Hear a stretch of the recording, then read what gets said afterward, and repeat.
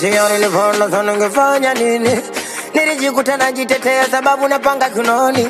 Ila afande, sio kwamba nauza mimi mwenyewe nauziwa. Ila kesi ya robali afande nimesingiziwa.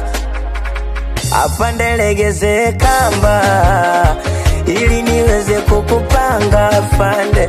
Yote sababu ya mchumba, ndiyo maana mimi naiba afande. Afande legeze kamba ili niweze kukupanga afande. Yote sababu ya mchumba, ndiyo maana mimi naiba afande.